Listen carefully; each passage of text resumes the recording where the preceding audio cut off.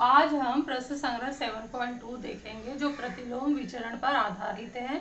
यहाँ पर पहला सवाल शुरू करें तो सारणी के रूप में दिया गया है जिसमें किसी कार्य को पूरा करने के लिए मजदूरों की संख्या और कार्य को पूरा करने के लिए कितने दिन लगते हैं, ये दो राशियां हमें दी गई हैं। सारणी में दो जगह मान भी लिखकर दिया गया है। 30 मजदूर वही कार्य 6 दिन में पूरा कर रहे हैं। मजदूरों की संख्या जैसे घटा दी, 20 मजदूर वही कार्य 9 दिन में पूरा कर रहे हैं। तो बाकी जगह हमें खाली स्थान दिया गया है, उत्तर निकालना है। तो सबसे पहले पहचान लें कि ये किस विचरण में है। विचरण दो प्रकार का होता है, प्रतिलोम विचरण और प्रत्यक्ष विचरण। और हम ध्यान से देखें तो जैसे जैसे मजदूरों की संख्या घटा रहे हैं, दिनों की संख्या बढ़ रही है। तो इससे अर्थ निकलता है कि यह प्रतिलोम विचरण में जा रहा है। प्रतिलोम विचरण में यदि हम इसको x राशि ले लें, इसको y राशि ले लें, तो हम प्रतिलोम विचरण में सारणी में हम चेक किए थे कि स्थिरांक कब मिलता है, जब x का y के साथ गुणा करते हैं। तो यहाँ भी हम चेक कर सकते हैं कि जब हम x का y के साथ गुणा कर रहे हैं, 30 × 6 180 आ रहा है, 20 × 9 180 आ रहा है। तो इसका मतलब यहाँ हमें स्थिरांक प्राप्त हो रहा है प्रतिलोम विचरण से। तो यहाँ भी वही स्थिरांक प्राप्त होगा, 180 आएगा। तो ये हमारा x हो गया और ये हमारा y है। तो x हमारा अननोन है, पता नहीं है, निकालना है, और y 12 है। तो x × 12 बराबर 180, इसलिए x बराबर 180/12 और भाग देंगे तो उत्तर 15 आएगा। अब नेक्स्ट हमारा है, नेक्स्ट हमें दिए मजदूरों की संख्या 10 दिया है और दिन का पूछा है। तो ये हमारा x 10 है और ये y हमें निकालना है। तो 10 × y बराबर 180, तो y बराबर होगा 180/10, 0 0 कट जाएगा और उत्तर आएगा हमारा यहाँ पर 18।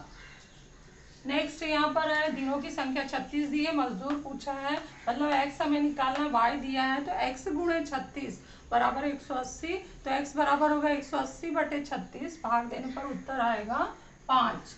तो इस तरह से पहले हमने सारणी बिना हल किए झट से वो प्रतिलोम विचरण के समीकरण से प्राप्त कर लिया। क्वेश्चन 2 विचरण का अचरांक और विचरण का समीकरण प्राप्त करने के लिए है। पहला क्वेश्चन दूसरा क्वेश्चन बहुत आसान है, जैसे तीसरा और चौथा करवाया जाएगा वैसे ही करना है, कोशिश करना है। नहीं आएगा तो जरूर पूछे। तो पहला और दूसरा होमवर्क दिया जा रहा है। तीसरा है s जो है s और t वर्ग में किस प्रकार का विचरण हम कैसे पहचानेंगे, क्योंकि t वर्ग 1 के नीचे लिखा गया है, इसलिए s और t वर्ग में प्रतिलोम का संबंध है। तो s और t वर्ग में प्रतिलोम विचरण है। s का मान 4 दिया है, t 5 दिया है, तो विचरण का अचरांक विचरण का समीकरण निकालना है। तो यहाँ पर हम अल्फा हटाकर बराबर k लिखेंगे, ये समझाया गया था, बराबर k 1/t वर्ग। अब t वर्ग का इस तरह गुणा कर देते हैं, तो s t वर्ग बराबर k, नंबर 1 डाल दो, ये हमारा विचरण का समीकरण और विचरण का अचरांक भी आ गया है। और जब s का मान 4 और t बराबर 5 रखेंगे, 1 में रखने पर हम रखेंगे 4 × 5 का वर्ग बराबर k, 4 × 25 बराबर k, 100 बराबर k, इसलिए k बराबर विचरण का जो अचरांक है k का मान हमारा आ चुका है। अब इसको नंबर 2 डाल दो, 2 का मान हम 1 में रखेंगे, 2 का मान 1 में रखने पर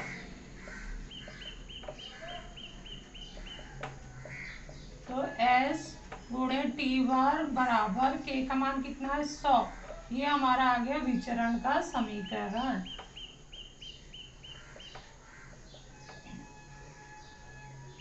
नेक्स्ट सवाल देखते हैं, x और √y, y के वर्गमूल में विचरण का चिन्ह लगा है। चूंकि ये 1 के रूप में लिखा है तो हम पहचान गए कि ये प्रतिलोम विचरण में आ रहा है। तो x 15 और y 9 हो तो हमें विचरण का अचरांक और विचरण का समीकरण निकालना है। तो सबसे पहले क्या करना होगा, कोई भी तुम्हारा विचरण हो जो दो राशियों के बीच में अल्फा लगा है उसको बराबर करके k लिखना है, ये सदैव याद रखना है।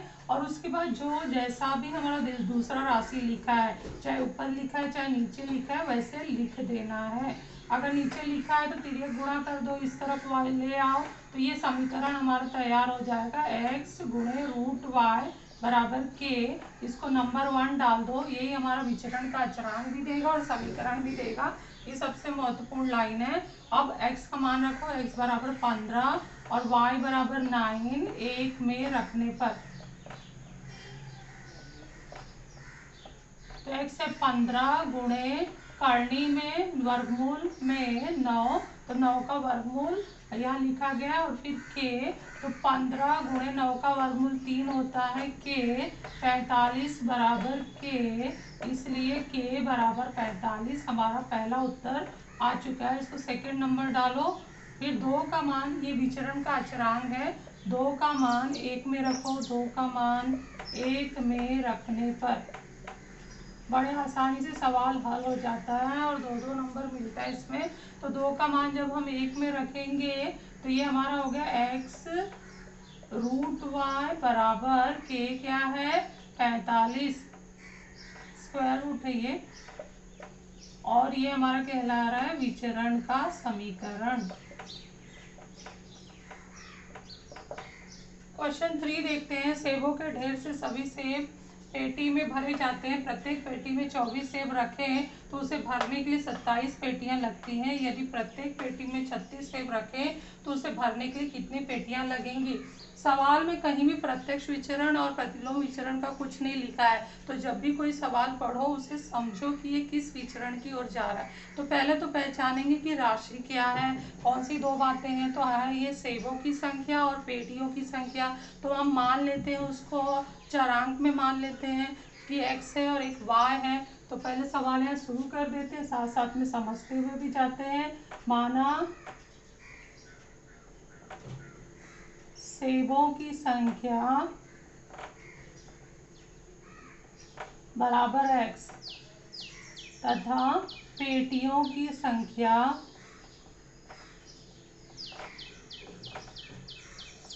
बराबर y।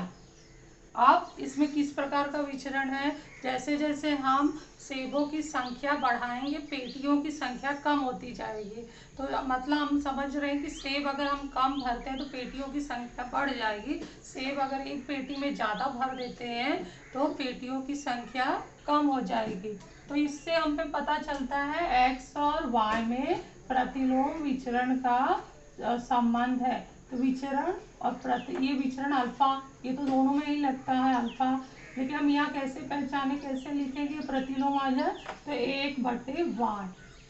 अब उसके बाद समीकरण बना देना है। तो x अल्फा हटा कर क्या लगेगा बराबर के 1/y, और y जो है तिरवा गुणा कर लो तो इस तरफ आ जाएगा। तो x डॉट वाई बराबर के, इसको नंबर 1 डाल दो। तो यही हमें आगे उत्तर हमें दिलाएगा। अब आगे हम पहचानते हैं कि हमें क्या क्या मान दिया। प्रत्येक पेटी में 24 सेब रखे, 24 सेब, तो सेबों की संख्या बात हो रही है। तो सेबों की संख्या हमने क्या माना है x, तो हमें यहाँ पर लिखना है x बराबर 24। तो उसे भरने के लिए 27 पेटियां लगती हैं। पेटियों को हमने क्या माना था y, तो y बराबर है 27। तो इससे 2 मान हम क्या है इसमें 1 में रख देंगे तो हमें क्या मिल जाएगा, k का मान मिलेगा। तो यहाँ पे हम लिखेंगे 1 में रखने पर 24 गुणे 27 बराबर k। अब ये थोड़ी सी बड़ी संख्या है तो इसको गुणा करने से अच्छा है, चूंकि हमें विचरण का अचरांक नहीं पूछा है तो इसे गुणा करने से अच्छा है कि इसको हम ऐसे ही रखते हैं। आगे का हम भाग देखते हैं। तो इसको नंबर 2 डाल लेते हैं। नंबर 2 डालकर 2 का मान हम अगर 1 में रख दें तो विचरण का समीकरण क्या आएगा, 2 का मान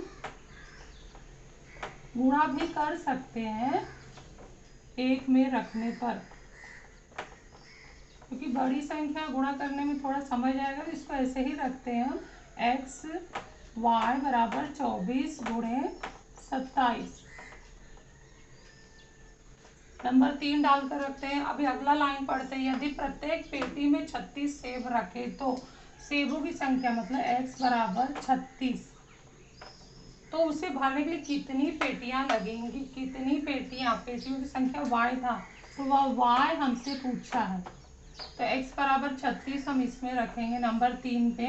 तो ये जो मान है इसको 3 में रखने पर तो हो जाएगा 36 गुणे y बराबर 24 गुणे 27। तो y बराबर होगा 24 गुणे 27 बटे 36। यहाँ पे 12 दूनी 24, 12 तिया 36, 3 9 27, y बराबर 18। y हमने क्या माना था? पेटियों की संख्या। 18 पेटियां लगेंगी। तो इस तरह से ये शाब्दिक सवाल हल हो गया है।